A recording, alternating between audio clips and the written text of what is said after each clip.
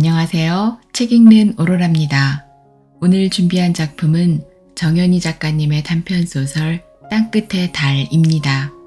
이 작품은 정연희 작가님의 소설집인 땅끝의 달에 실려있는 표제작으로 펴낸 곳은 개미입니다. 작가님에 대한 자세한 소개는 아래 더보기와 지금 영상의 오른쪽 위에 나오는 카드의 영상을 참고해 주세요. 그럼 바로 작품 속으로 들어가 보겠습니다.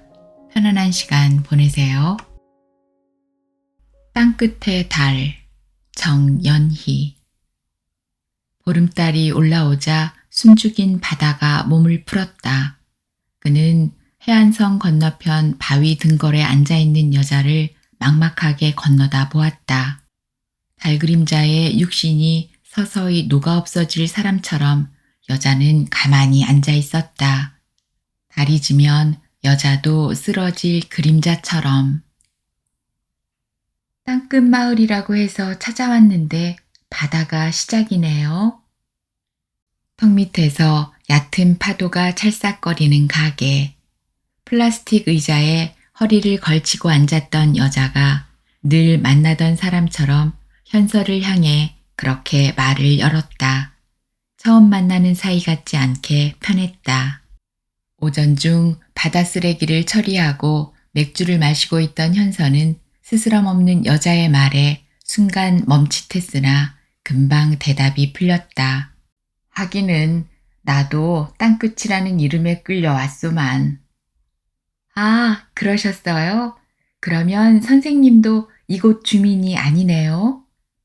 그렇게 묻는 여자 옆에는 중간 크기의 여행 가방이 있어 방금 도착한 여행객으로 보였다.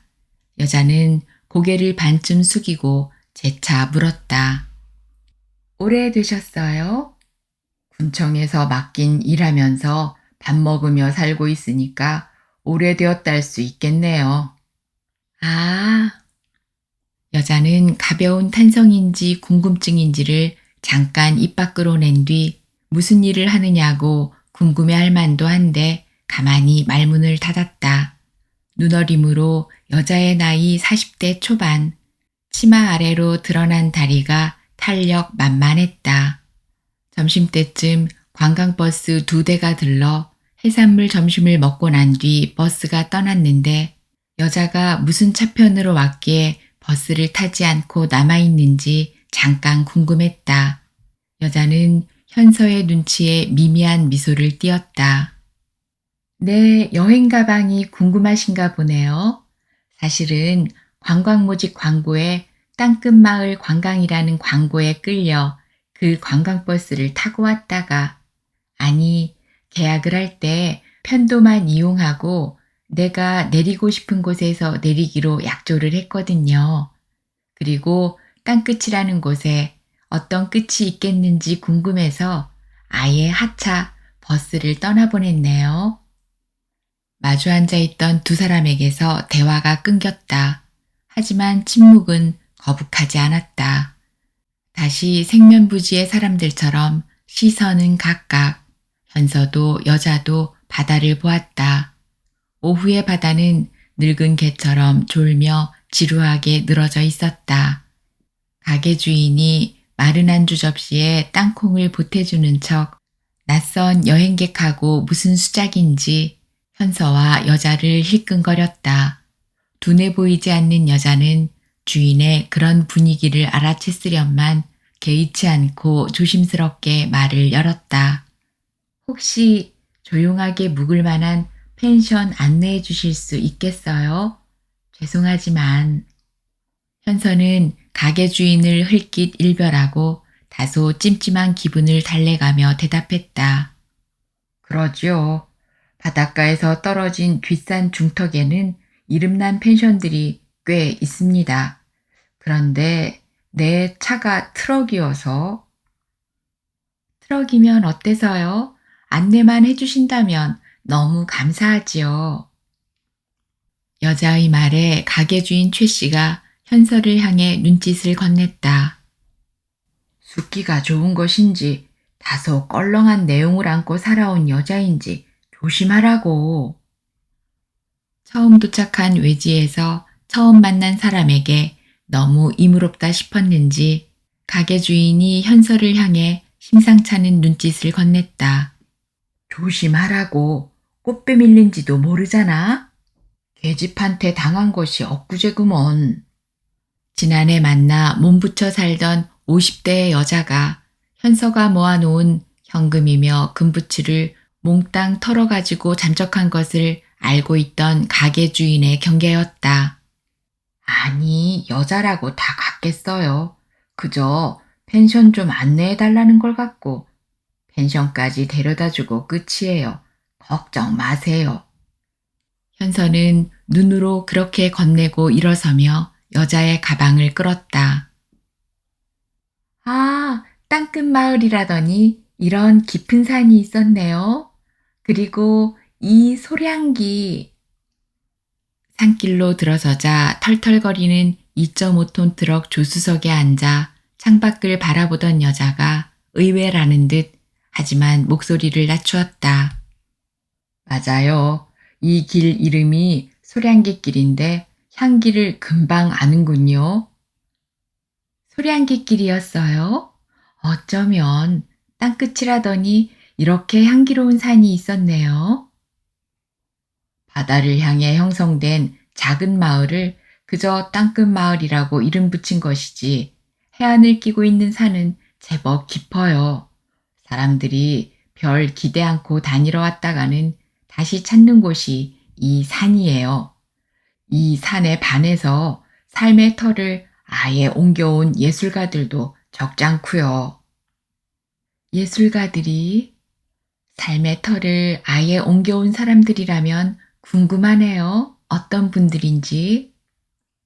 소나무 숲으로 이어진 산록에서 소량기가 진하게 차 안으로 스며들었다.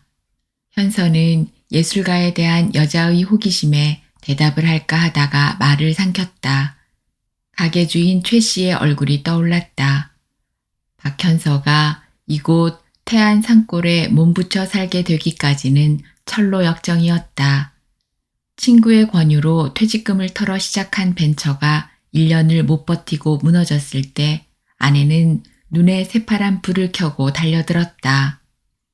어떻게 퇴직금을 아내와 상의 없이 몽땅 들고 나가 날려?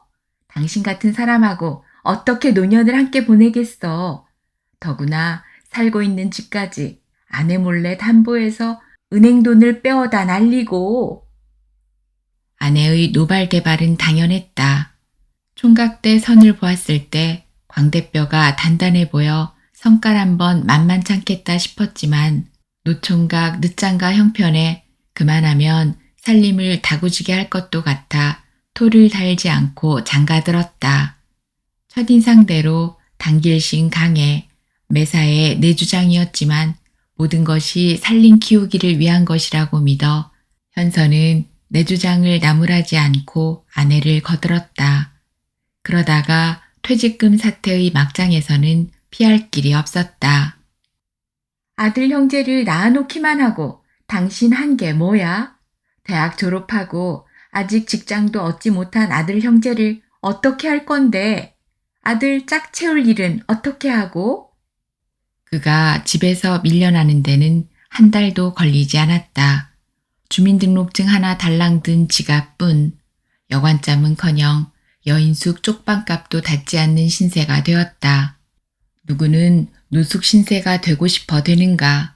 노숙 신세는 하룻밤 개인 역사에서 음습하게 열린다. 벽촌 머슴에서 귀농 집 짓는 노동, 흘러 사냐초 효소연구소에서 일을 도우며 효소 연구에 참여하기도 했고 어느 노부부의 산골 온돌 연구를 도우며 산 언덕에 굴을 파 효소 저장에 앞장서기도 하다가 바닷가 펜션을 돌보며 막일을 맡았다가 착실하게 노동력만 빼앗기고 물러나면서 트럭 한 대를 무기로 군청을 찾아갔다. 다행 군 단위 기간제 근무요원으로 10월부터 6개월은 삼림 감시로 나머지 여름 6달은 해안가 바다 쓰레기를 처리하는 일을 맡으며 생활의 터가 잡혔다. 짐 풀어 밥이라도 끓여 먹을 집이라도 있어야겠기에 어느 문중 묘지를 돌보는 조건으로 산 언덕에 4평짜리 컨테이너에 전기를 연결하고 지붕을 얹어 보금자리를 만들고 신산의 떠돌이가 안정을 마련했다. 이렇게 깊은 산속에 펜션들이 있으면 차 없는 사람들이 들고 나는 일은 택시를 의지하겠지요. 여자가 계속 이어지는 산행이 조금 불안했는지 아니면 한마디 말없이 운전만 하는 현서의 행색이 무안했는지 조심스럽게 입을 열었다. 생각 깊이 빠져있던 현서가 고개를 돌렸다. 옆으로 비낀 햇살에 드러난 여자의 윤곽이 고혹이었다. 문득 꿈인가 호련히 나타난 여자가 갑자기 놀라웠다. 지난해 종중 묘지 컨테이너 살림살이에 덤으로 얹혔던 여자가 2천여만 원 모았던 돈이며 카드를 들고 잠적했을 때의 악몽이 아직 가시지도 않았는데 미친 또 무슨 여자. 더구나 펜션을 찾아가는 옆자리의 여자는 40을 간 넘었을 20여 년 나이 차. 현서는 언덕길에서 스스로에게 욕을 퍼붓듯 악셀을 힘껏 밟았다. 차가 기우뚱하며 소리쳐 언덕으로 올라섰다. 여자가 잠깐 놀란 얼굴로 현서를 바라보았다. 울울 소나무 숲에 자리 잡은 펜션 단지에 이르러 현서가 다소 건조한 어조로 가까스로 입을 열었다. 이곳이 펜션 단지예요. 여기서 좀 떨어진 곳에도 몇 곳 있으니까 당사자가 들러보고 찾아서 정하는 게 좋을게요. 그리고 현서는 여자가 여행 가방을 내려놓는 일에도 간섭하지 않았다. 여자가 가방을 끌어내리며 운전석에 현서를 올려다보았다. 아저씨 고맙습니다. 땅끝마을 첫날에 만난 천사였어요. 정말 감사합니다. 조심히 가세요. 현서는 너무 무뚝뚝하게 굴던 것이 미안해서 긴장했던 얼굴을 풀고 대답했다. 숙소를 잘 살펴 정해요. 이곳 인심이 험하지는 않지만 조심하고. 진심이었다. 그렇게 일러주다 보니 조카딸을 염려하듯 가슴이 따뜻해졌다. 펜션 단지를 떠난 뒤 차를 천천히 몰았다. 아직 10월 전이어서 삼림감시 일이 없었기에 산으로 들어올 일이 흔치 않았다. 펜션 단지를 떠나 작은 머리골 쪽으로 향하면 그대로 임도가 열린다. 혹여 산불을 대비하여 차들이 수월하게 다닐 수 있도록 만든 길이었다. 임도에서 사이길로 빠지면 휴양산이고 휴양산에 오르면 발치가 곧장 망망대해다. 휴양산 절벽 끝자락 바다는 섬뜩하도록 푸르다. 그는 바위 언덕 꾸지나무 골에서 차를 멈췄다. 소량기가 몽롱했다. 늘 다니던 길이었는데 오늘 지금 이 향기가 새로운 것은 항구에서 만나 이곳까지 태워준 그 여자의 영상으로 이어지는 향기였나. 현서는 머리를 흔들었다. 별. 그는 생각을 날려버릴 듯 먼 수평선을 바라보았다. 서울 북촌에서 태어나 자란 그에게 바다는 향수고 망망 꿈길이었다. 학교에서 세계사를 배울 때 항해가 앙리에서 시작, 마젤란이 아프리카 대륙을 찾아내고 희망봉을 거쳐 인도로 가는 바닷길을 개척하고 아메리카 두 대륙 탐험으로 새로운 세계를 넓혀간 역사를 익히면서 바다는 그의 망망한 꿈이었다. 그런데 누숙신세가 되어 막판에 찾아든 생계가 죽어가는 바다에서 쓰레기를 치우는 일이었다. 바다를 실컷 유린한 휴가객들이 버리고 간 쓰레기는 지옥이었다. 드러내고 다시 훑어내도 바다 쓰레기는 한도 끝도 없이 밀려와 매일 그것을 치우는 일은 산 목숨 버릴 수 없어 꿈지럭거리는 절망적인 작업이었다.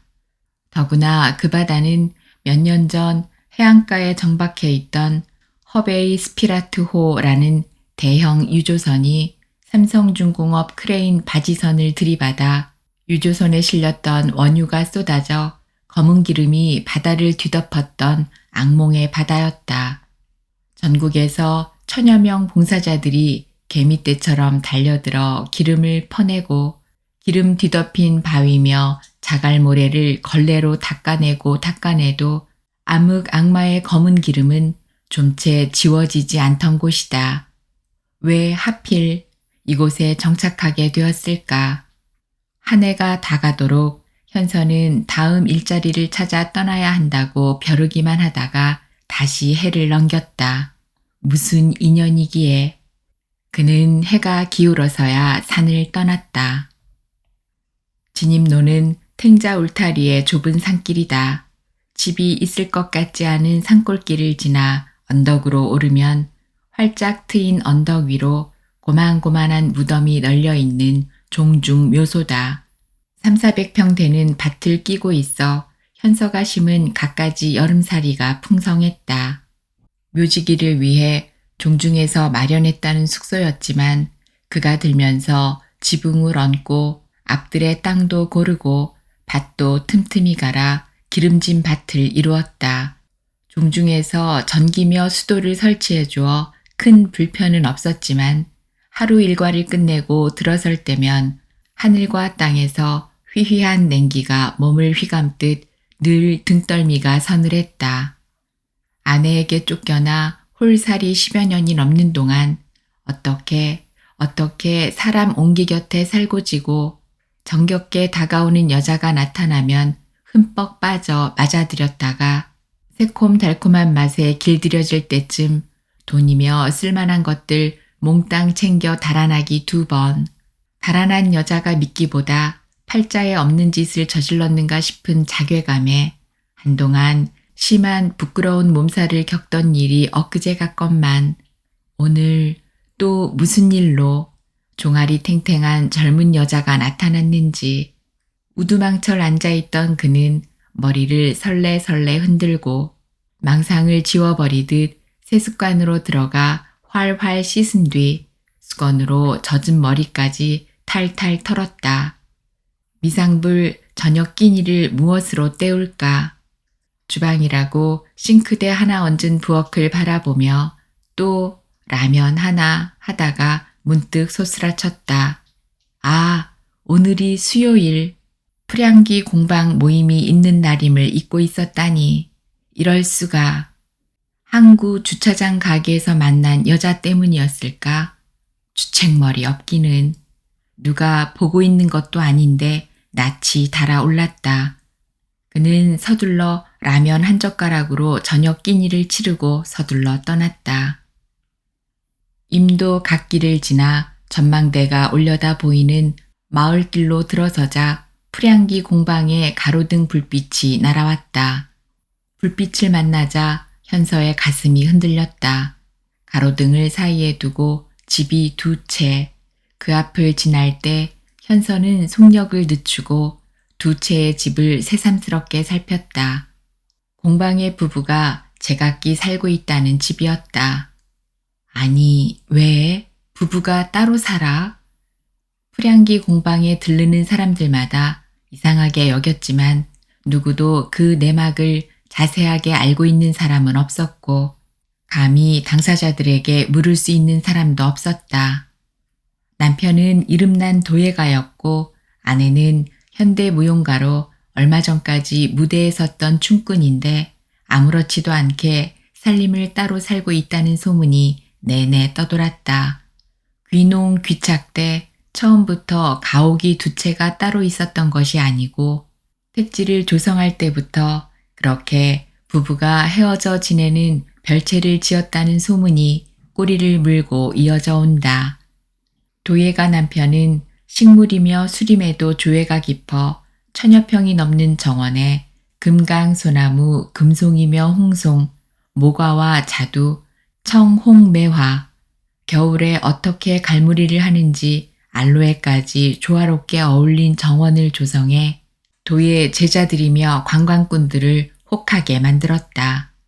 현서가 프량기 공방의 회원이 된 것은 도의 제자로 이름을 올린 것이 아니라 농악꾼으로 발탁되어 도예가의 아내 천주교 영세명이 실비아라는 선생에게 사물놀이를 배우라는 군청 직원의 안내를 받은 것이 첫걸음이었다.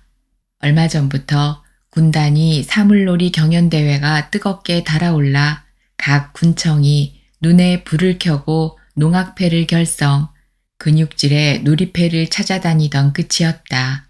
군청 직원이 기간제 근무요원인 현서를 눈여겨보게 된 것은 바다쓰레기를 처리하는 현서의 일을 감시 감독하면서부터였다.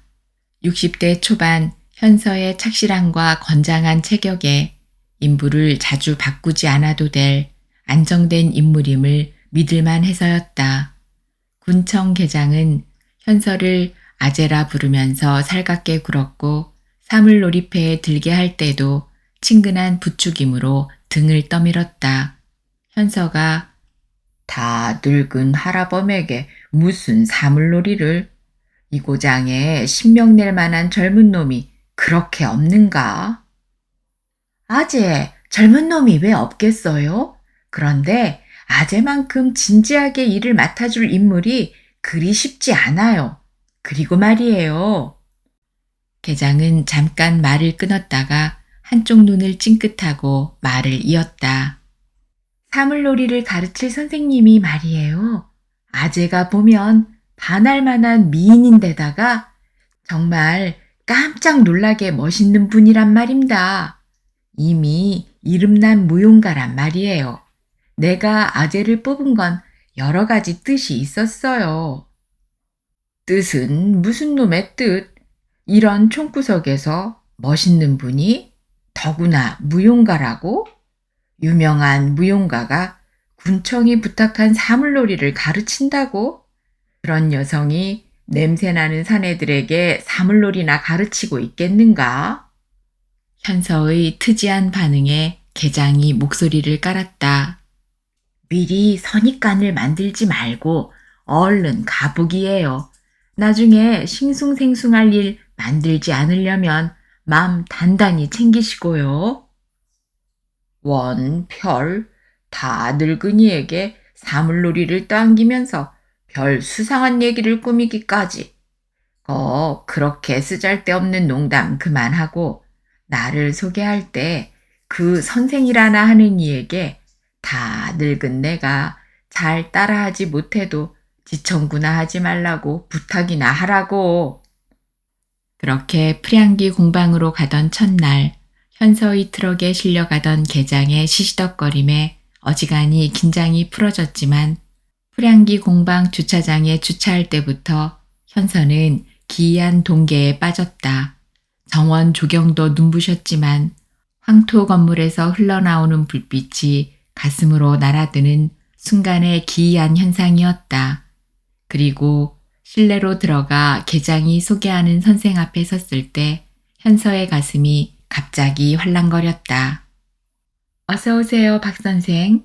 제 이름은 실비아예요. 군청에서 칭찬이 자자한 분 맞지요? 그러면서 실비아는 손을 내어 밀었다. 황망하게 그 손을 잡았을 때 현서는 눈앞이 깜깜했다. 정말 소문대로 건장한 분이네요. 군청이 나에게 사물놀이를 가르치라는 엄명을 내렸지만 저도 역시 처음 일이라 박 선생의 도움이 절실하네요. 박 선생이 팀장을 맡아주세요. 내 호칭을 선생님 어쩌고 부르는 것이 거북할 것 같아서 영세명을 말씀드렸어요. 세상 이름은 김은하입니다. 저 먼 하늘의 은하수를 늘 그리워하게 만드는 이름이에요. 저녁은 드셨나요? 이리 앉으시지요. 이 계장도 녹차를 우릴게요. 탁자에 찻잔을 올려놓고 녹차 다관을 들고 오면서 실비아는 오래전부터 만나오던 사이처럼 친근하게 입을 열었다. 사물놀이 할 사람이 왜 안 보이나 하시네요. 저 공방 쪽에서 물레를 돌리고 있는 사람들 틈에 섞여 있네요. 박 선생 기다리다가 도예 제자들 따라 공방으로 갔거든요. 가서 불러올게요. 실비아가 공방으로 건너간 뒤 녹차로 목을 축이면서 현서는 그제서 한숨 돌리고 실내를 둘러보았다. 따뜻하고 포근했다. 황토 흙집은 향기로 가득했다. 도예가 남편의 작품인 듯 도예품이 진열되어 있고 넓은 창문 틀을 타고 올라간 줄기식물의 그림자에는 귀를 기울이면 들릴 설화가 있었다. 그리고 한옆에 실비아의 무용 포스터가 눈부셨다. 넓은 공간을 가득 채운 찻잔 전시, 도예품 전시, 원목 탁자와 의자들. 실내 공간이 거의 빈틈없이 채워져 있었지만 모든 것이 제자리에 안전하게 앉혀져 있어 여유로웠다. 실비아를 따라 중년 사내 둘과 30대 청년이 들어왔다. 우선 둘러앉아 서로가 편안해져야겠죠. 사물이 꽹가리, 징, 장구, 북, 4가지 풍물이라는 것이야 모두가 알고 있겠고 대강 두드리면 사물놀이가 될 것이라는 생각이 들기도 하겠지만 그렇게 단순치만은 않아요. 군청에서 뭘 잘 몰라서 나 같은 사람에게 이 일을 맡겼지만 기왕에 시작된 일이니 성심껏 해볼 일 아닐까요? 중년 사내 하나는 권, 그리고 다른 하나는 최였고 30대는 이가였는데 그 중에 누구도 밝은 얼굴을 하고 있는 화상은 없었다. 현서는 실비아를 바라보았다. 이런 무지랭이들을 데리고 군단이 경연대회에 나갈 풍물 패거리를 어떻게 끌고 가려는지.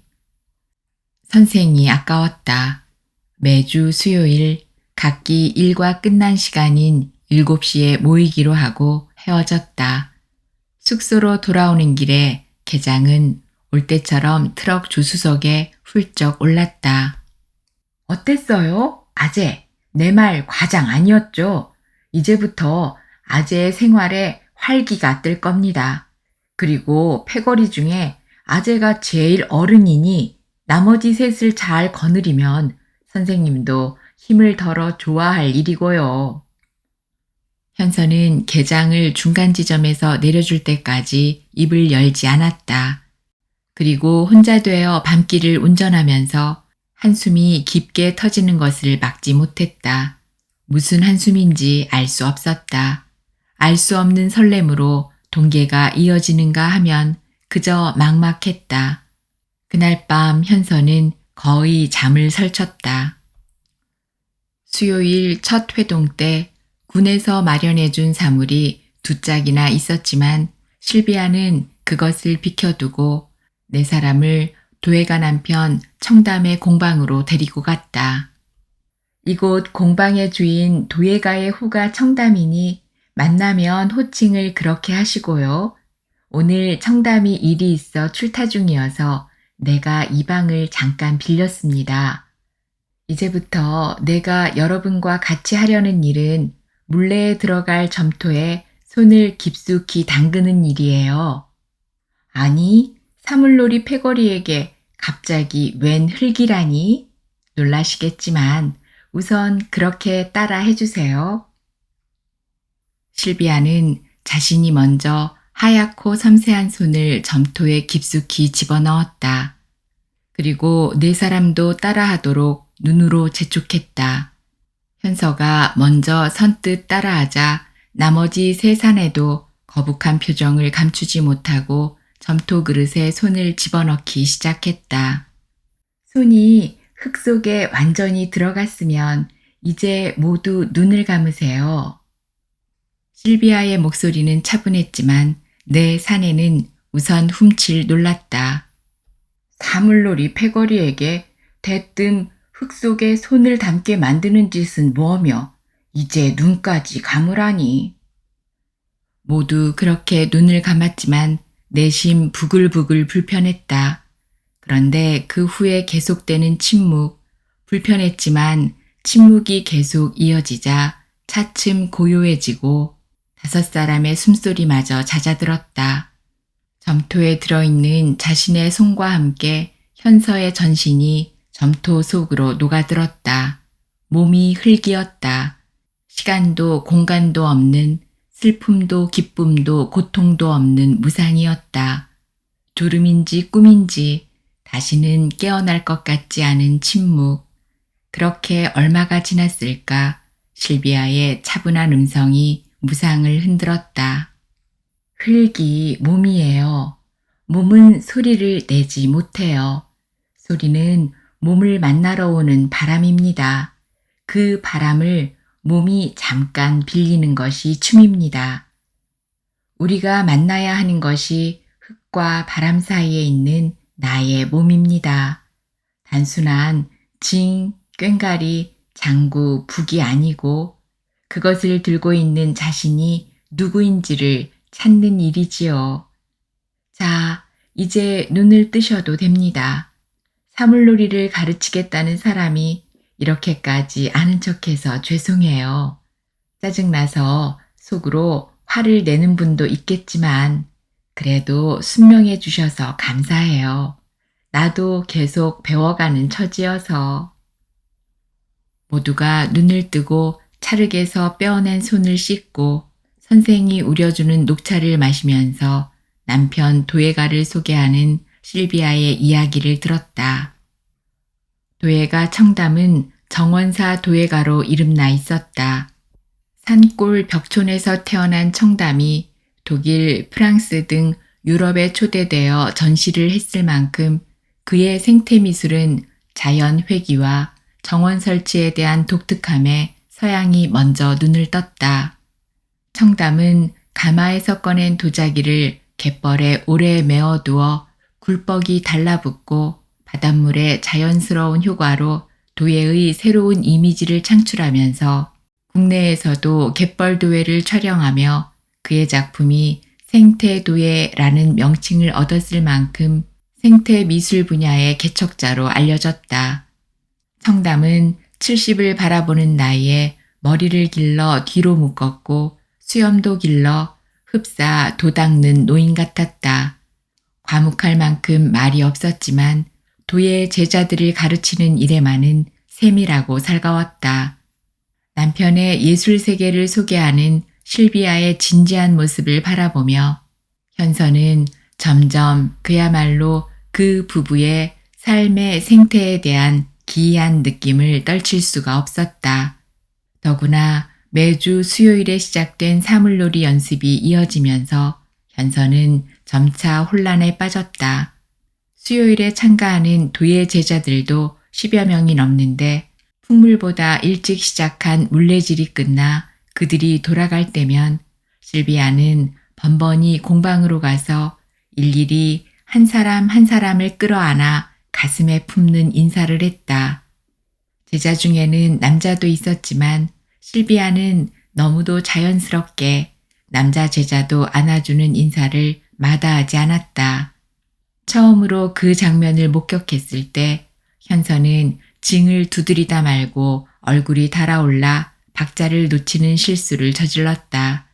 사물이 제각기 제 장단으로 돌아가다가 현서가 박자를 놓치는 바람에 연습 중단. 계장이 나무람 대신 현서를 향해 윙크를 대신하며 입을 열었다. 아재 놀랐어요? 실비아 선생님이 저렇게 사람들을 안아주는 게 이상해 보였어요. 저거 서양에서 예사로 하는 인사예요. 영어로 허그라고 하는데 이상할 거 없다고요.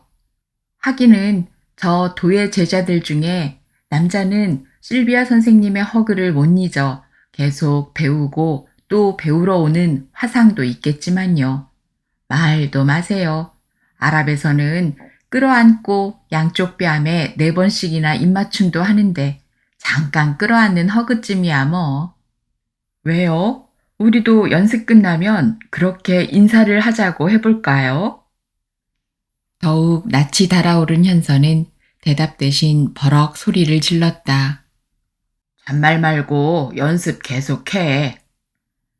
에이, 공연히 화를 내고 그러시네. 대답 대신 현서가 두드리는 징은 징이 아니라 노쇠를 부수고 말 것 같은 분풀이었다.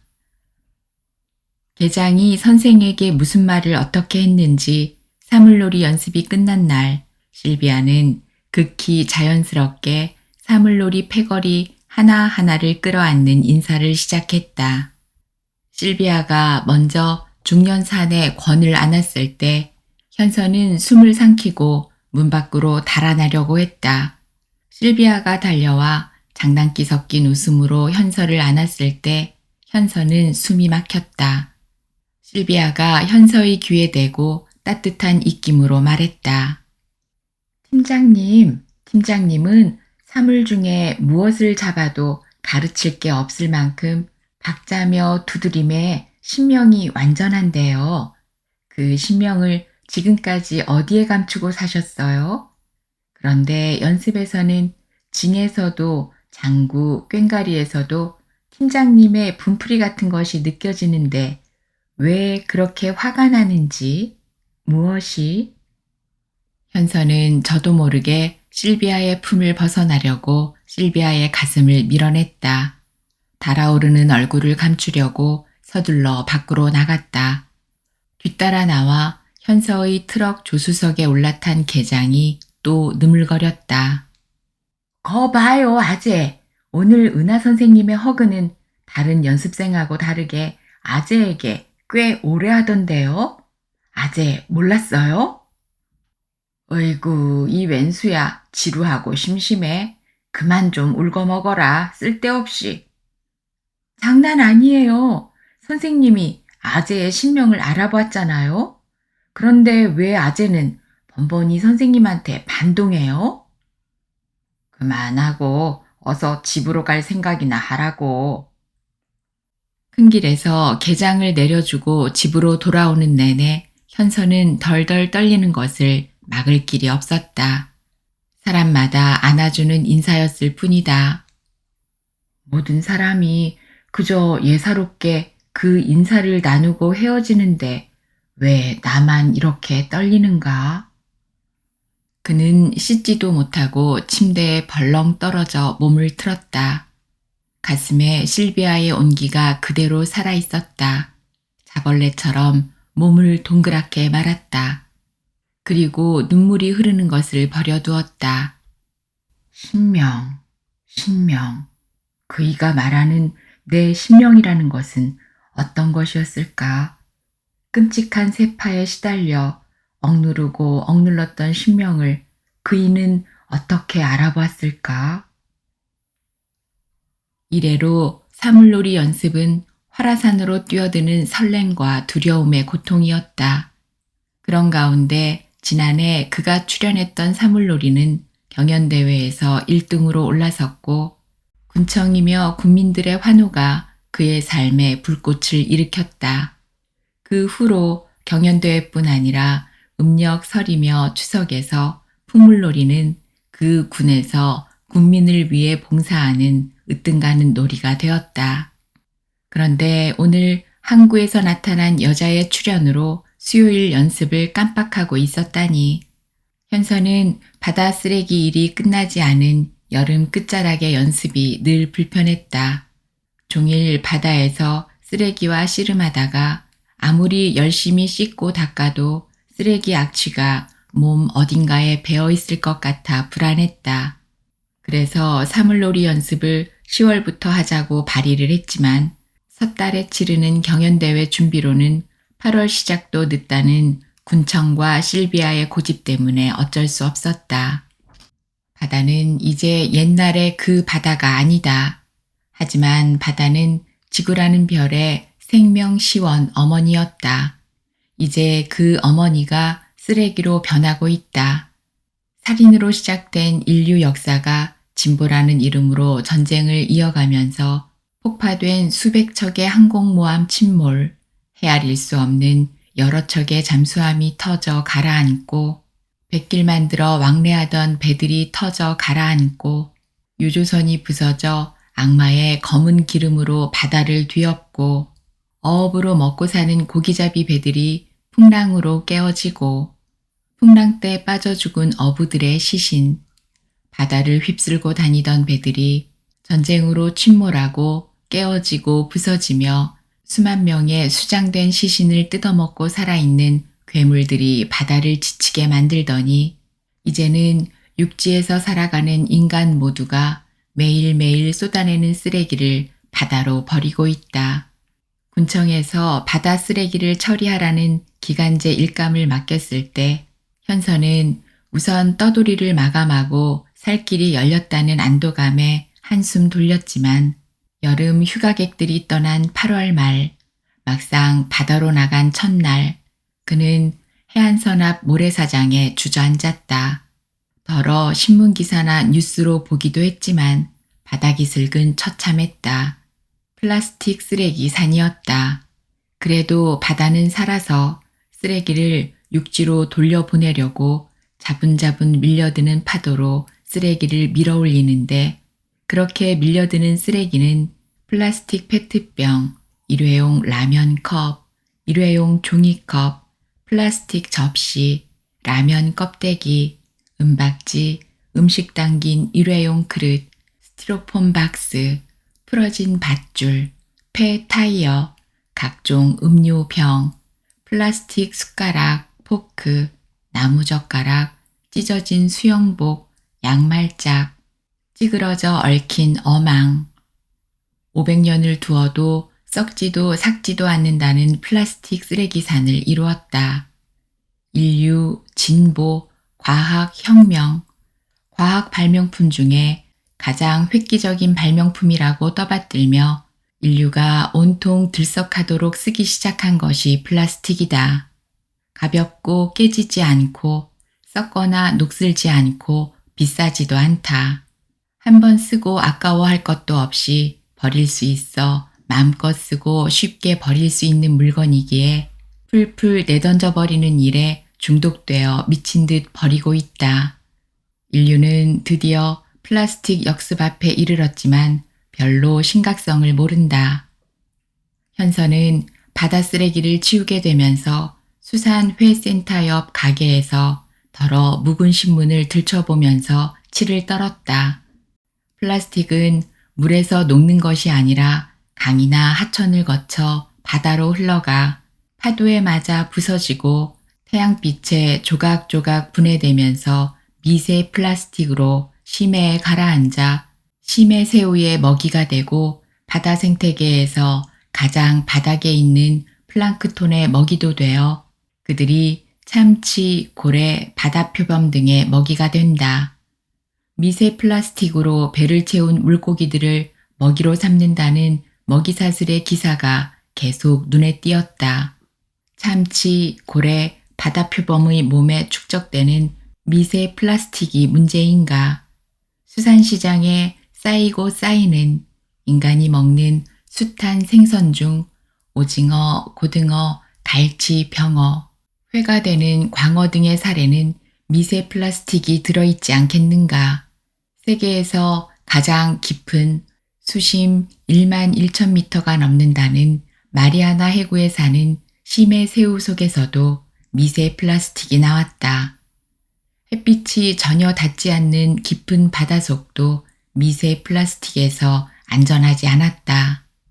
마리아나 해구는 해발 8,848m의 에베레스트 산을 집어넣어도 수면까지 2,000m 이상이 남을 정도로 깊은 바다다. 그 바다의 바닥이 미세 플라스틱으로 덮여 있었다. 몇 년 전 코스타리카 연안에 죽어가는 거북이가 떠올랐을 때 그 코에서 2잔 넘는 플라스틱 빨대가 걸려 있는 것을 보도한 일이 있었다. 얼마 전 영국의 세인트 메리 섬 해변으로 흘러온 바다표범은 플라스틱 밧줄이 몸통을 조여 복부 근혈이 파열되어 죽어가고 있었고 태국에서 구조된 둥근머리 돌고래의 뱃속에는 100여 장의 비닐봉지로 가득 차 있는 것이 방영되기도 했다. 인간이 만물의 영장이라고? 그래서 인간 이외의 생명체는 아무렇게나 짓밟고 얼마든지 죽도록 학대, 마구 써먹은 뒤에 함부로 버려도 된다고? 인간 역사 시작부터 서로 죽이고 또 죽이다가 이제는 대량 학살 무기 경쟁으로 어느 한순간 지구라는 별이 박살날 일도 머지 않았는데 만물의 영장이라는 인간이 얼마나 미련한지 바다를 쓰레기로 채우고 거기서 잡아올리는 생선을 먹어가면서 온갖 질병에 묶여 죽어가고 있는 것을 모른다. 현서는 여름 한철 바다 쓰레기를 처리하면서 나날이 절망의 수렁에 빠졌다. 도대체 인간이 진보, 발전, 개발, 인간 승리를 외쳐가며 배불리 먹고 지구가 좁다 하고 의기양양 날아다니며 무슨 짓을 하고 있는지. 1950년경부터 만들어진 플라스틱 제품 중 2015년까지 재활용된 것은 9.5% 정도, 90.5%는 쓰레기로 버려지고 그중 거의가 바다로 흘러들어갔다는 전면 기사가 나왔어도 그 신문 기사는 가벼운 일회용일 뿐 뉴스도 가볍게 쓰레기로 버려졌다. 연간 플라스틱 바다 쓰레기 1,300만 톤, 미국에서 버려지는 플라스틱 페트병 1초에 6,700만 개. 그것들이 바다로 흘러가고 있는 것을 인간은 아랑곳하지 않는다. 적치장에 쓰레기 마대를 부려놓고 나서 현서는 바닷가에 주저앉았다. 그래도 파도는 힘없이 밀었다 당겼다 살아있다고, 아직은 살아있다고 쓰레기를 조금씩 무트로 밀어낸다. 바다 쓰레기는 그대로 인간 종말의 현장이었다. 왜 하필 내가 이 일로 먹고 살게 되었을까?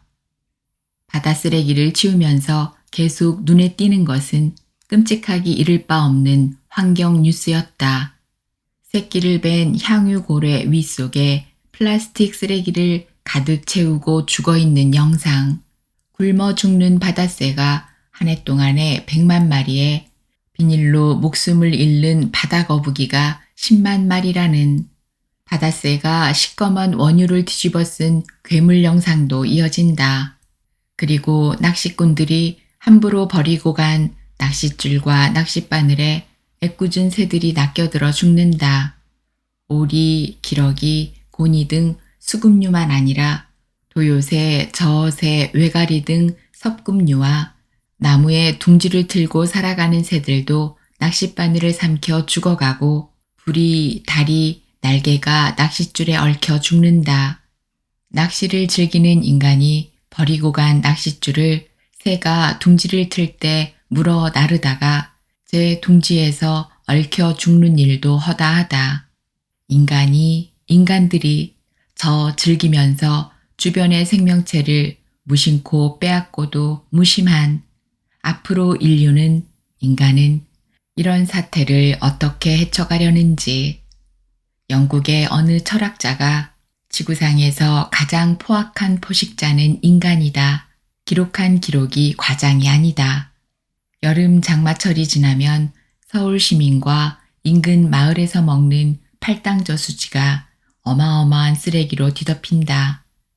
분리수거는 당국이 조바심 치는 권유일 뿐 그 팔당호가 산같은 쓰레기를 담고 있다가 정수장에서 정수됐다고 유유하게 마셔가며 살아가는 인간들이라니, 머지않아 인류는 쓰레기에 깔려 죽어갈 것이 눈에 보이는 듯 했다.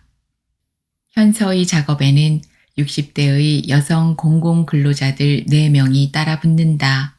군에서 홀로 지내는 60대 여성에게 생계비를 주기 위한 배려였다. 옛날 60대 할머니들하고 완연하게 다른 공공근로자들은 바다 쓰레기를 줍는 작업이 낙이었다.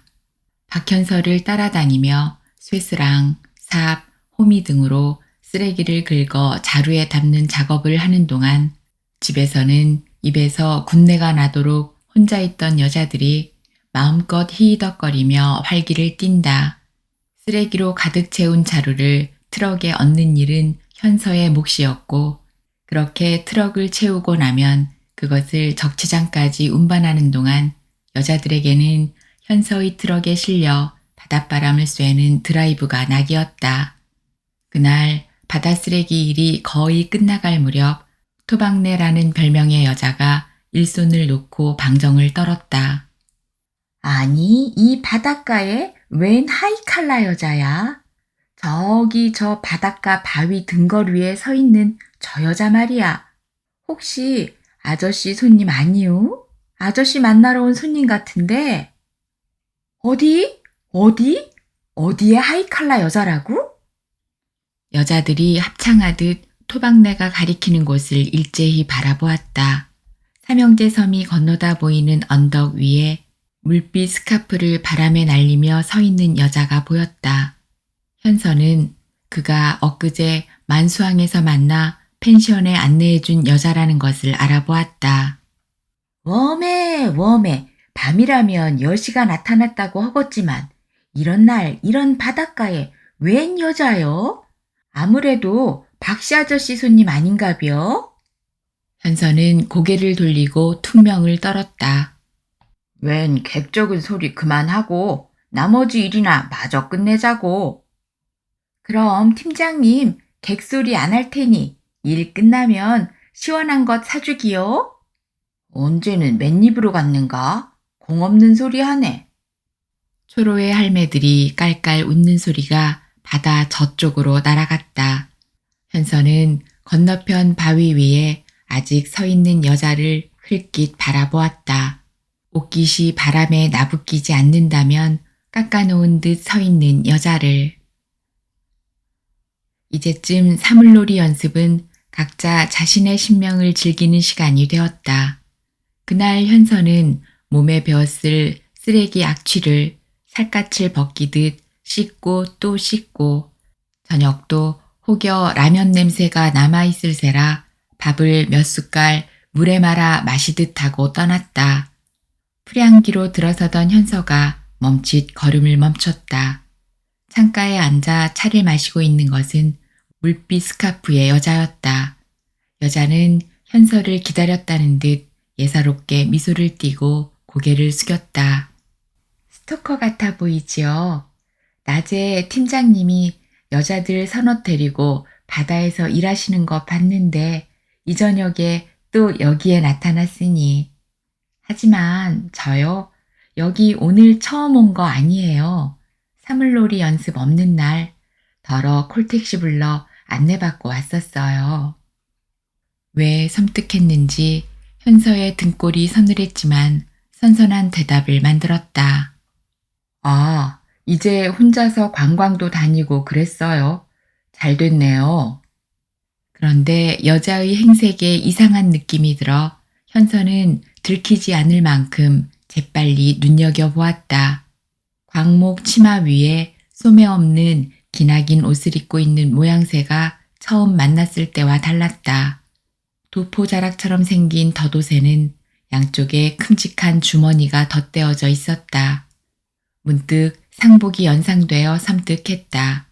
광목옷을 더 이상하게 보이게 만든 것은 물빛 스카프였다. 만날 때마다 새로운 의문부호를 만들어가는 이상한 여자였다. 현서는 떨떠름한 기분으로 사물놀이 기구들을 찾아 배열하고 연습 준비를 했다. 연습 내내 지켜보는 여자가 거슬리면 어떻게 하나 싶었지만 여자는 사물놀이에 관심 없다는 듯 공방 쪽으로 들어갔다. 그리고 연습이 끝날 때까지도 여자는 보이지 않았다. 사물놀이 연습 장소를 피해서 뒷문 쪽으로 먼저 돌아갔겠지 싶어 마음이 놓였다. 그날따라 풀향기에 나타난 광목옷의 물빛 스카프 때문이었는지 현서의 장단이 잠깐씩 흔들렸다. 연습이 끝나 실비아와 허그 인사를 할 때 실비아의 품에 안겼던 현서의 몸이 움츠러들었다. 팀장님, 오늘 난일이 고되셨던 모양입니다. 지난 수요일하고 다르게 힘들어 하시는 것 같아서. 아니, 그저. 현서는 반벙어리처럼 어른거리다가 말았다. 그렇게 연습을 끝내고 돌아오는 길, 계장이 중간 지점에서 현서의 트럭에서 내릴 때까지 현서는 한 번도 입을 떼지 않았다. 아재, 오늘 왜 그래요? 무슨 일 있었어요? 왜? 오늘 좀 힘이 없어 보이던데. 아니야, 아니라고. 어서 내리기나 하라고. 현서는 게장을 내려놓고 만수항으로 차를 몰았다. 어쩌자는 것인지 스스로도 알 수 없이 수산 회센터 가게 옆에 차를 세웠다. 따갑도록 목이 말랐다. 맥주를 시켜 벌컥벌컥 들이키다가 살에 들릴 뻔했다. 밤마다 건너편 바닷가 언덕 바위에 희끄무레하게 나부끼는 것은 틀림없는 광목옷의 물빛 스카프였다. 맥주의 차가움 때문이 아니라 현서는 흠칫 몸을 떨었다. 하늘에는 어린아이 그림 같은 초승달이 심드렁하게 떠 있었다. 귀, 헛것을 보았을까. 오늘 웬일이여? 오밤중에 맥주를 다 마시고 요새 들어 담배도 끊겠다더니 돈 생겼남? 사물놀이가 재미 쏠쏠인가? 가게 주인 최 씨는 늦은 밤 심심하던 참에 들린 현서를 반기며 농을 걸었다. 지난번에 펜션 안내해달라던 그 꽃뱀 같은 여자 말이여. 그 뒤로 들러붙지 않던가? 죄 없는 사람 공연히 헐뜯지 마세요. 죄가 있는지 없는지 자네가 어떻게 알아? 펄펄 뛰는 걸 보니 예사롭지 않겠는데? 밤늦어 손님도 없고 해서 심심해요. 허기는 오늘도 또 이렇게 하루가 가는구나. 세워라, 내워라. 가게 주인의 한숨이 미미하게 허공을 흔들었다. 현서는 맥주 한 병을 더 시켜 마시고 일어났다. 그리고 아직도 광목옷에 물빛 스카프가 서 있는 언덕길로 차를 몰았다. 언덕 바위 옆에 차를 세웠다. 여자가 기다렸다는 듯 언덕에서 천천히 내려섰다. 희부윰한 초승달빛 아래 여자의 모습이 눅눅한 안개 속이었다. 현서가 나무라듯 입을 열었다. 이 늦은 밤에 왜 바닷가 바위 위에 그렇게 서 있어요? 숙소로는 어떻게 돌아가려고? 걱정되셔요? 휴대폰에 콜택시 전화번호 있거든요. 그래도 여자 혼자 이런 늦은 밤 바닷가에. 여자는 대답 대신 어둠을 헤치고 현서를 바라보며 희미하게 웃었다. 초승달빛과 바다의 밤바람이 현서의 현실감을 쓸어갔다. 저녁에 보았던 여자의 광목옷 주머니가 묵직하게 늘어져 있는 것이 이상했다. 주머니에 무엇이 들었기에 그렇게 무거워 보여요? 현서의 말에 여자가 희미하게 웃음을 띠고 머뭇거리다가 입을 열었다. 몽돌이에요. 이 바닷가에는 예쁜 몽돌이 널려 있던데요. 파도가 얼마나 애태워 육지를 그리워했으면 바닷가 돌이 이렇게 달았겠어요? 몽돌 줍는 거 불법인데 들키면 벌금 물고 귀찮아진다고요. 걱정 매세요. 바닷속으로 돌려줄 거니까. 물수제비 뜰 줄 알아요? 물수제비가 아니고. 여자는 잠깐 생각에 잠긴 듯 고개를 숙이고 있다가 얼굴을 들었다. 깊은 바다에 돌려줄 거예요. 잠수해요? 해녀처럼? 아재 팀장님은 참 상상력이 풍부하시네요. 혹시 팀장님 영국 소설가 버지니아 울프를 아시나요? 여자의 웃음이 쓸쓸했지만 그 쓸쓸함이 문득 아름다워 보였다. 버지니아 울프, 버지니아 울프. 소설을 읽은 일은 없었지만 그 영국 여성 소설가가 2차 대전 중엔가 템스강에 투신했다는 기사를 읽었던 기억이 떠올랐다. 갑자기 웬 버지니아 울프는? 아무래도 정신이 오락가락하는 모양으로. 몽돌을 바닷속으로 돌려줄 것이라는 둥 이상한 말이 꺼림칙했다. 여자가 그런 현서를 달래듯 말을 시작했다. 사람들이 팀장님을 아재라고 부르던데 저도 아재라고 불러도 될까요? 오늘 저는 풀향기에서 참 행복한 사람 하나를 봤네요. 대답 없는 현서를 향해 여자가 한 걸음 다가서며 또 하얀 웃음을 띄었다. 아재의 짝사랑. 지금까지 내가 지상에서 처음 만난 가장 순수한 짝사랑. 참 행복한 짝사랑을 봤어요. 말문이 막혀 굳어진 현서를 향해 여자가 말을 이었다. 용서해 주세요. 용서해 주세요. 참으로 저는 오늘 아름다운 짝사랑을 선물처럼 받았기에, 아름답고 순수한 짝사랑을 선물로 받았기에, 아재는 정말 행복한 분이에요. 현서는 더 듣고 있을 수가 없어 목청을 돋우었다. 혹시 술 마셨어요? 무슨 꿈 같은 소리를? 저는요, 아재들의 사물놀이 연습 끝에 실비아가 남자들과 허그로 인사하는 것을 봤거든요. 아재를, 실비아의 품에 잠깐 안겨있던 아재를, 실비아도 아재의 짝사랑을 알고 있어요. 분명 그 짝사랑이 행복이라는 것을 알고 있는 분이에요. 그래서 더는 회방하지 않을 사람이고요. 사랑이 서로를 익히고 그렇게 어울려 얼클어지면 사랑이 아니거든요. 사랑이 어울려 결혼이 되면 지옥이 되는 이치를 실비아라는 분, 그런 것을 누구보다 잘 알고 있는 분이라서 아재의 짝사랑을 회방하지 않을 거예요. 현서는 어둠 속에서 덜덜 떨었다. 도대체 이 현장을 어떻게 마감해야 할는지 막막했다. 여자를 버려두고 달아날 수도 없는 일. 내가 숙소로 데려다 줄 테니 어서 타요.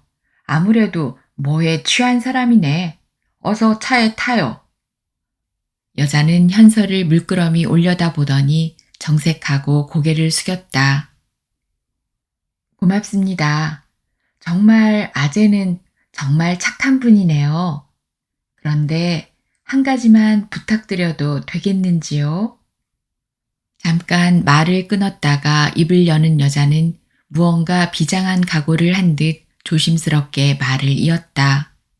저를 다시 한번 만나 주시겠어요?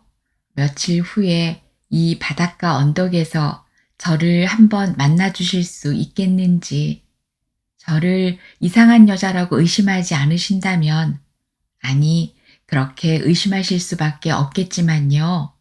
제가 이 바다에 도착해서 처음으로 아재를 만났을 때 고해성사를 드릴 수 있는 분이라는 생각이 들었어요. 어쩌면 하나님이 마련해 주신 인연이라는 느낌이 들었어요. 제 고해성사를 받아주세요, 부디. 고해성사. 현서는 답답한 꿈속처럼 그 말을 속으로 우물거렸다. 그리고 한동안이 지나 악몽에서 헤어나듯 어눌하게 물었다. 고해성사라니? 가톨릭 신자였어요? 그러면 신부를 찾아갈 일이지, 이 엉뚱한 바닷가 노동자에게 무슨 고해성사를? 점점 알 수 없는 일, 거참 알 수 없는. 숙소인 펜션에 이르기까지 여자는 무겁게 입을 다물고 있다가 차에서 내린 뒤 얼굴을 들었다. 저 만월이 될 때까지 저는 매일 그 언덕 바위 위로 올라갈 거예요. 저의 고해성사에 대해 잊지 않으시고 마음이 내키실 때 만나 주시기를. 어쩌면 오시지 않을는지도 모를 일이라는 것 알고 있어요. 하지만 기다리겠어요. 어둠 속에서 여자의 젖은 눈이 빛났다. 현서는 대답 없이 벌컥 차를 몰았다. 여자를 내려놓고 밤길을 달리는 운전석에서 현서는 기침도 아닌 숨을 커커 뱉었다. 생자나무 울타리 골목길을 거쳐 묘지 마당으로 들어섰을 때 무덤 위로 내린 초승달빛이 교교했다. 밤하늘이 물빛이었다. 그는 달빛에 잠겨 한동안 움직이지 못했다. 무슨 일이 일어나고 있는가? 무엇이, 누가, 어디로 떠밀고 있는가? 등 뒤 언덕 봉분의 무덤을 둘러보았다. 무덤 중에 누군가는 이 일을 알고 있을까? 슬픔도 아닌, 두려움도 아닌, 부끄러움 섞인 후회 비슷한 아픔이 가슴을 뒤틀었다. 이내가 옷 속으로 스며드는지 밤 공기가 차가웠다. 무거운 걸음으로 집 안으로 들어선 그는 입은 옷 그대로 침대에 쓰러졌다. 실비아의 가슴에 안겼을 때의 동계가 살아나면서 눈물이 흘렀다. 짝사랑이라고, 아름다운 짝사랑이라고. 그는 눈물 흐르는 자신을 용납할 수 없어 벌떡 일어나 앉았다. 충분히 시달리고 가차없이 고통을 겪은 삶이 이제 와서 왜? 그는 자신의 몸이 달아오르는 것을 버려둘 수 없어 문을 박차고 밖으로 나갔다. 언덕 위 무덤 중 하나가 열리기를 바랐다. 그 속으로 가뭇없이 들어가 숨고 싶었다. 군청에서 시작된 사물놀이가 재앙이었다. 당장 그것을 때려치우고 어딘가로 달아나는 것이 살 길이라는 생각에 빠졌다. 그는 현관문 앞 의자에 쓰러지듯 걸터 앉았다. 눈물이 흘렀다.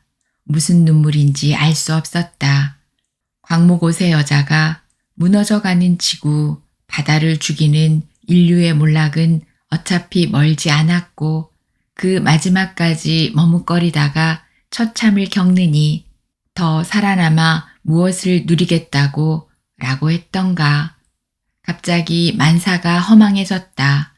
바다 쓰레기를 치우는 일도, 가을부터 시작되는 산불 감시근무 요원의 일도, 그렇게 먹고 살기 위해 버둥거리는 꼬락서니도 허둥거려가며 달려온 한 주먹의 삶이 허망했다. 결혼, 아들 형제, 퇴직금, 갑작스레 나타난 벤처라는 귀신, 아내에게 쫓겨난 노숙 1년, 이곳 저곳 노동으로 견딘 머슴살이, 그래도 늑마에 살 붙이고 살자고 만난 여자의 등치기, 실비아가 알아보았다는 신명, 미친 꽹가리, 징을 두들기며 지낸 몇 해, 무엇으로 남겨질 것인지. 눈물을 흘리던 현서는 문득 여자의 광목옷 주머니에 들어있는 몽돌이 떠오르자 화들짝 놀랐다.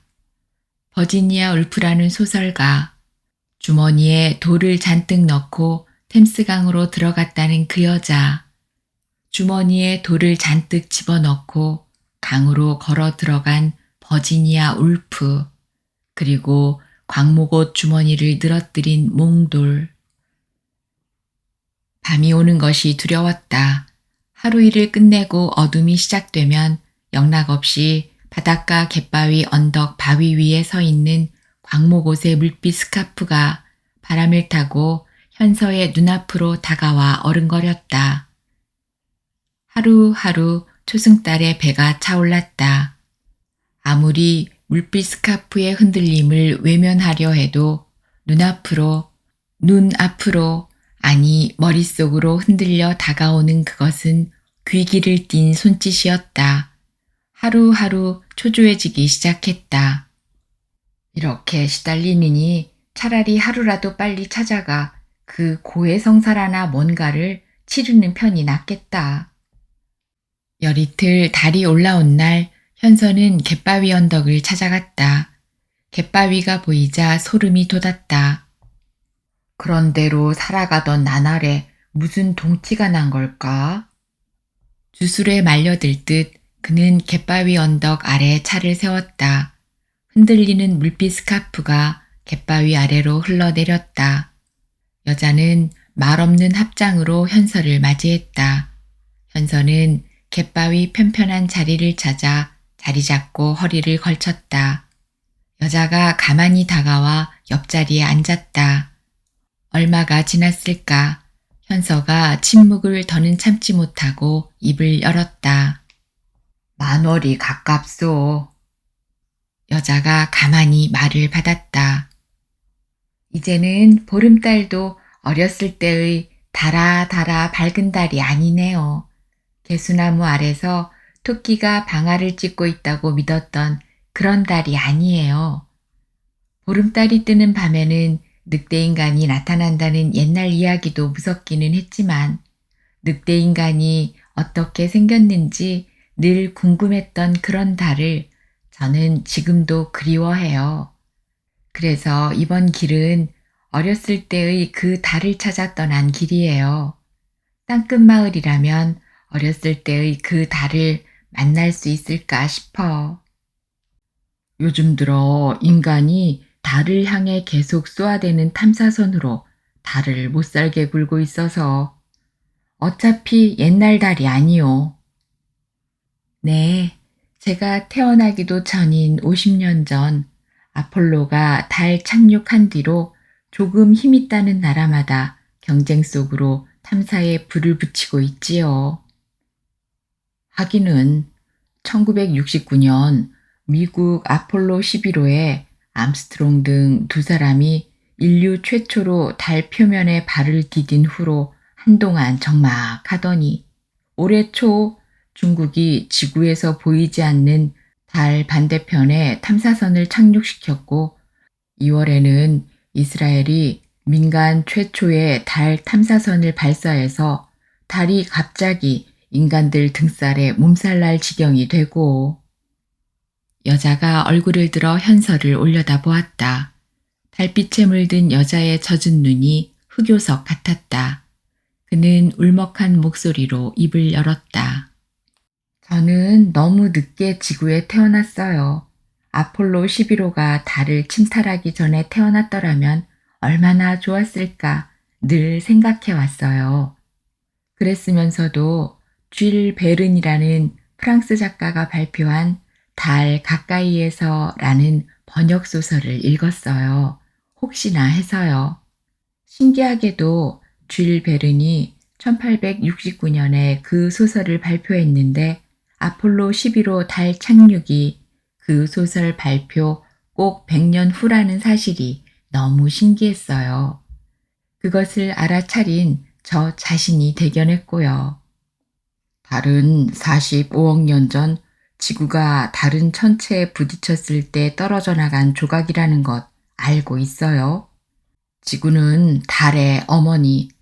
그런데 지구에서 38만 4천 킬로미터 먼 거리에 있다는 것도, 그리고 밤에는 영하 180도의 얼음 덩어리라는 것도 알고 있어요. 달은 얼음 덩어리라고, 얼음 덩어리.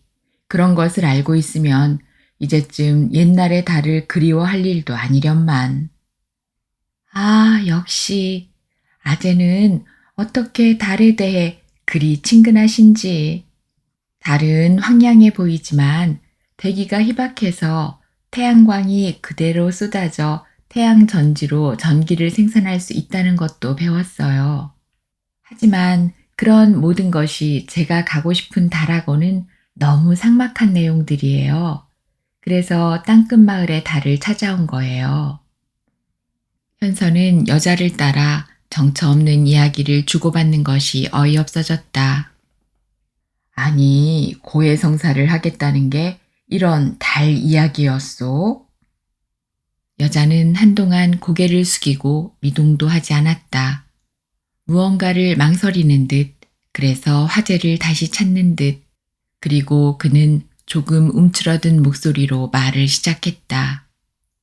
달 이야기 아니면 지구는 땅, 지, 둥근 구, 그렇게 지구라고 표기하지만 바다가 70%가 넘어요.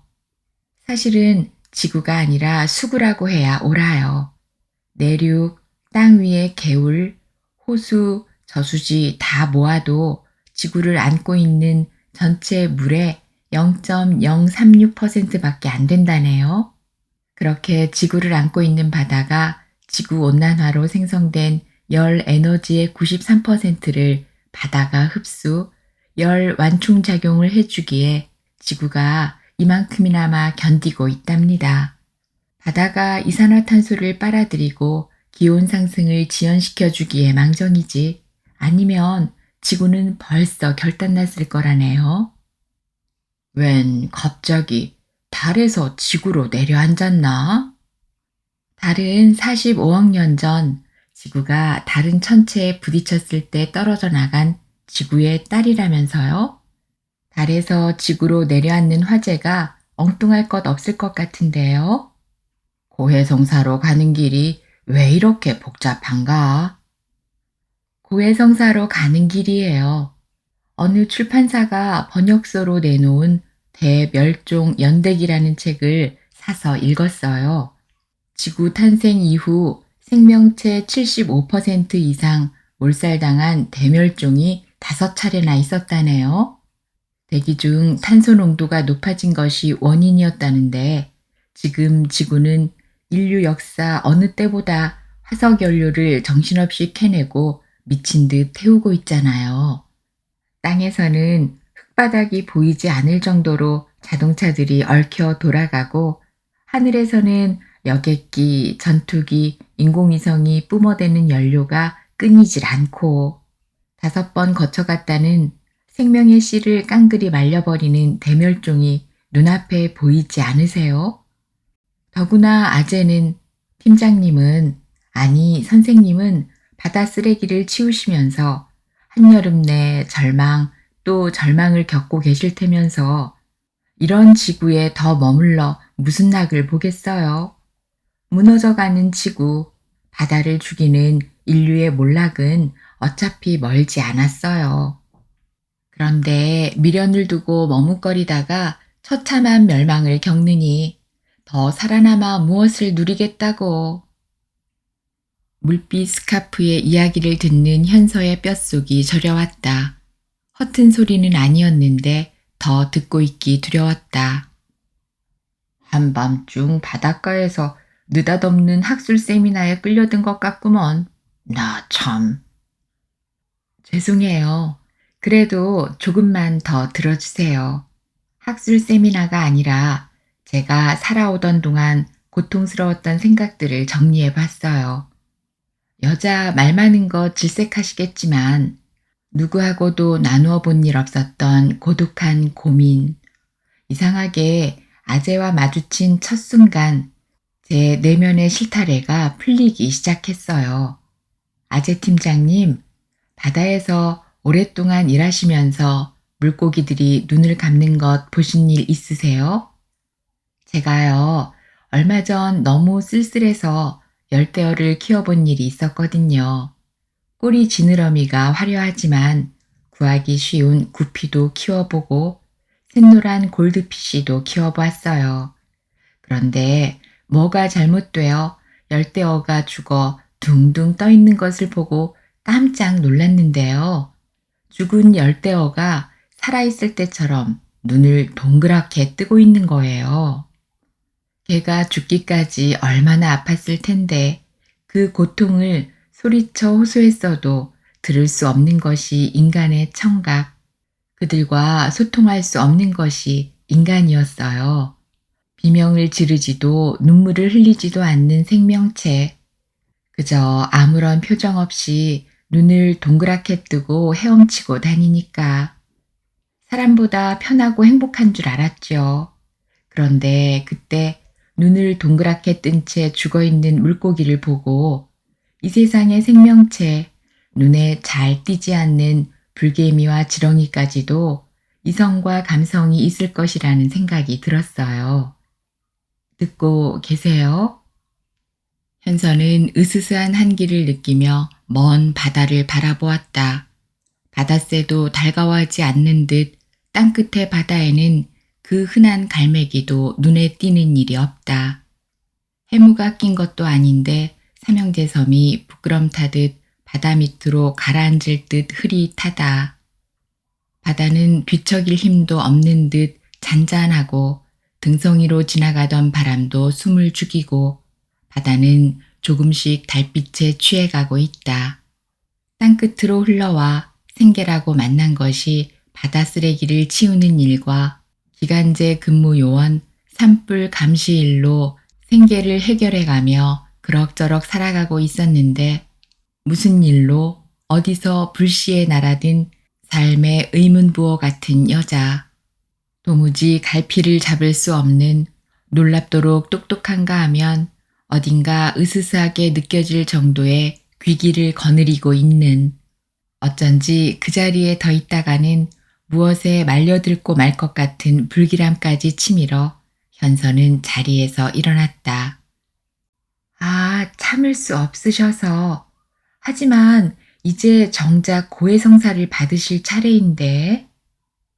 여자는 앉은 자리에서 고개를 들고 지금까지와는 다르게 간절한 어투로 입을 열었다. 현서는 묵묵하게 여자를 내려다 보았다. 그렇다면 순서를 이어가자는 뜻이었다. 여자가 다소곳이 일어났다. 그리고 간신히 입을 열었다. 제가요, 사람 둘을 죽인 살인자예요. 아니, 이건 또 무슨 소리야. 세상에. 현서가 부르르 떨었다. 드디어 사단이 시작되는가. 이 밤에 살인자와 함께 주저리 떠들고 있었다니. 이런, 도대체 어쩌자고. 그러면 그렇지. 살인자가 수사의 손길을 피해 찾아왔다는 자리가 땅끝이었나? 놀라셨어요? 놀라셨겠지요. 무서워하고 계시네요. 죄송해요. 이제 말씀드릴게요. 아니, 이건 또 무슨 고해성사라면서 왜?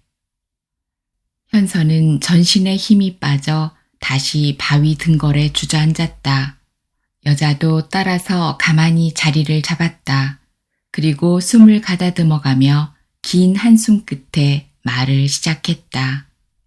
남편의 사랑은 독점욕이었어요. 처녀 때 만난 남자의 열정이 그런 것이려니 했지요.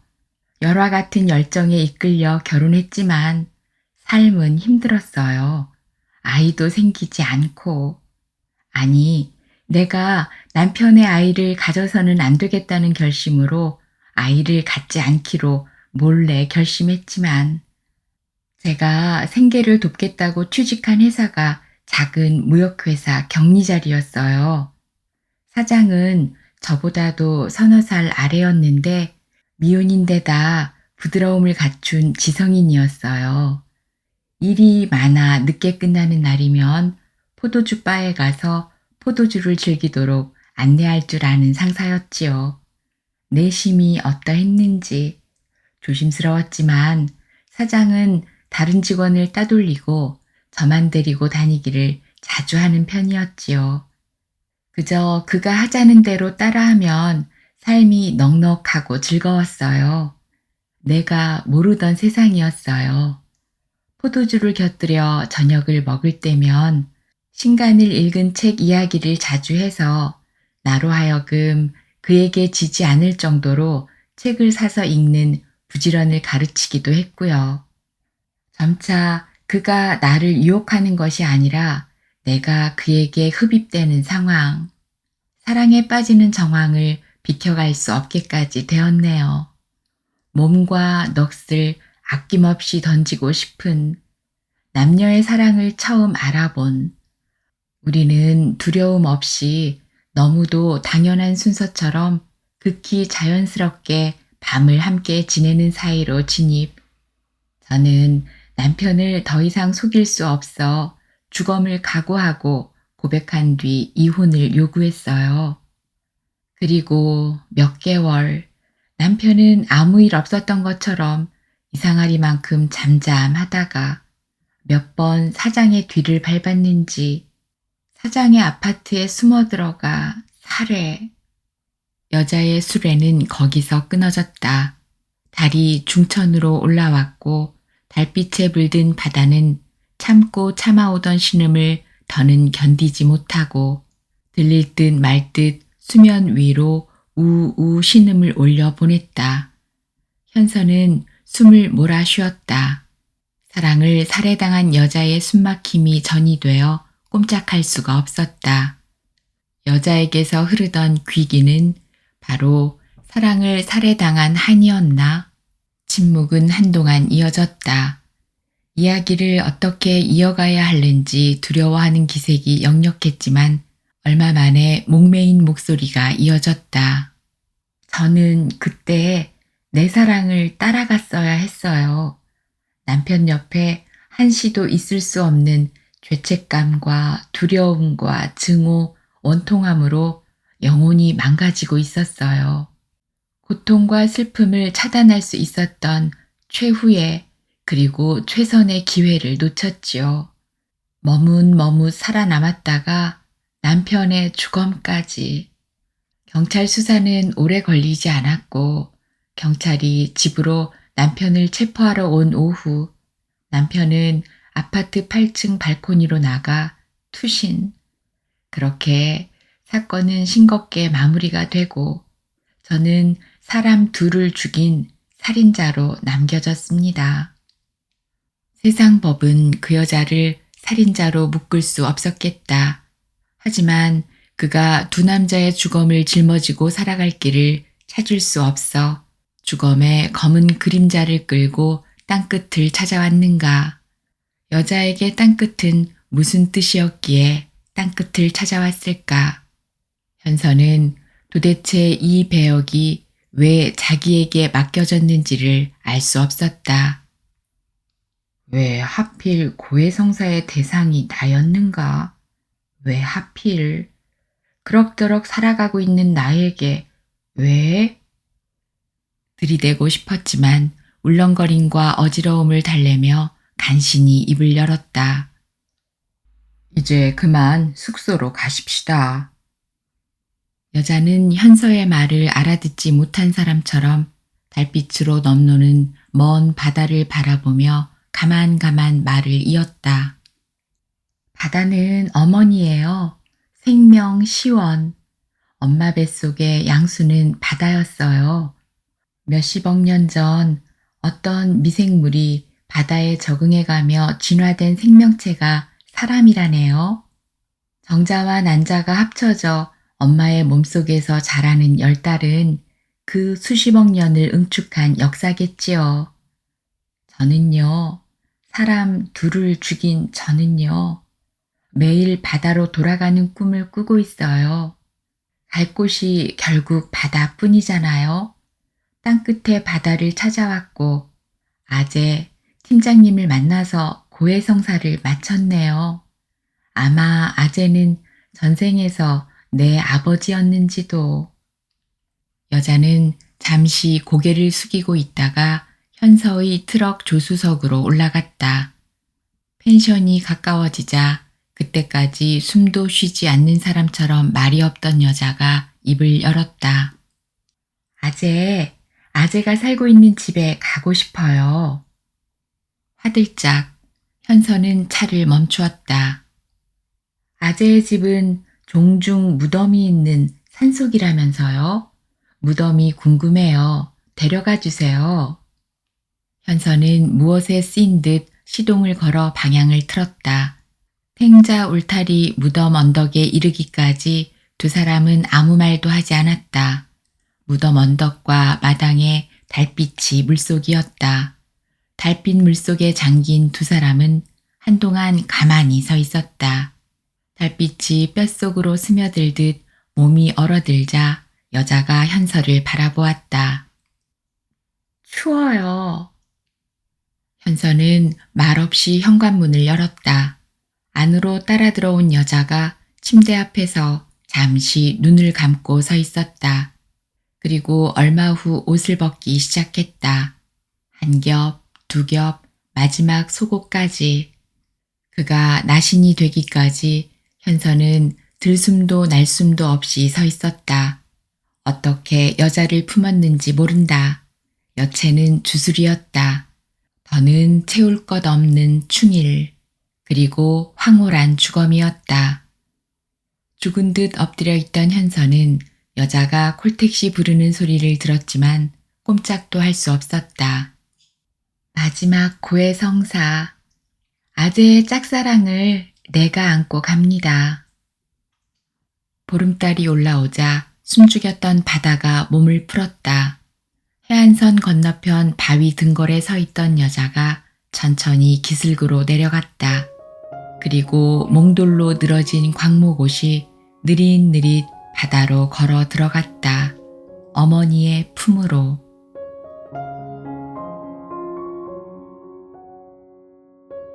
오늘 들으신 작품은 정연희 작가님의 단편소설 땅끝의 달이었습니다.